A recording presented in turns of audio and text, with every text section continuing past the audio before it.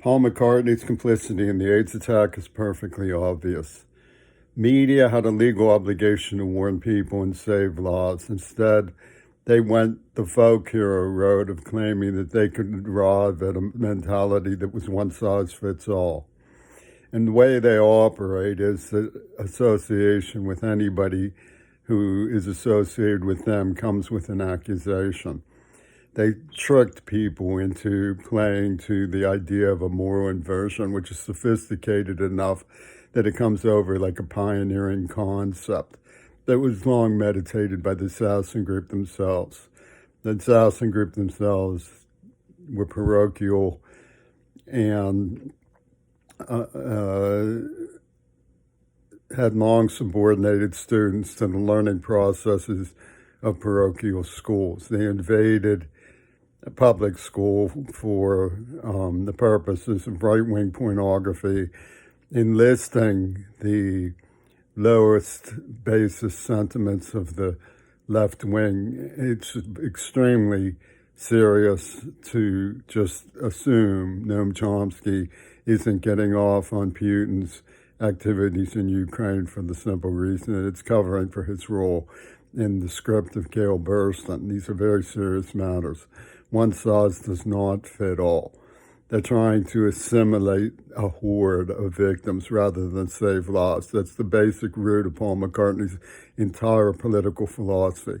Assimilate a horde of victims into acceptance rather than save lives. That's his entire, he's a progenitor of right-wing pornography, and he earmarked me as his mortal enemy.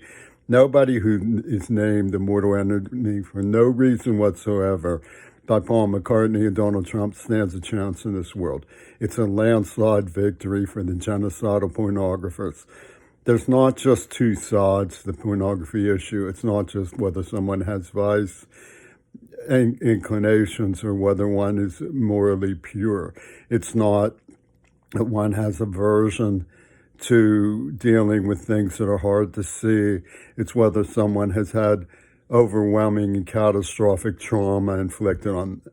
These murderers say one size fits all. Is the psychology of inflicting such catastrophic trauma that it comes over as more enlightenment and uplift. It comes from Gurdjieff, who was helping the Gestapo in occupied Vichy Paris. Gurdjieff was helping the Gestapo in occupied Vichy Paris. The coward Fripp tuned some people into the tapes that he secreted from one of the acolytes of Gurdjieff in foreign England. J.G. Bennett said things like, the universe has a requirement of man, which is analogous to man's requirement of cattle for its meat and its leather. That's how sensitive Paul McCartney is. That's the mentality that he brings to the table. Don't be fooled by his one-size-fits-all sympathetic vibrations, as Richard McGarvey said. Soothing noises, as Jane Somers said. We're dealing with the criminally insane. This is Vichy mysticism, Gestapo mysticism. And it's coming from the rock industry and the morbid thrall, the people like Clint Eastwood hold over the people who they've tricked and who they expect to do their bidding in some kind of zombie warfare that they're cooking up. They needed to be warned. Lives needed to be saved. This is an outrage.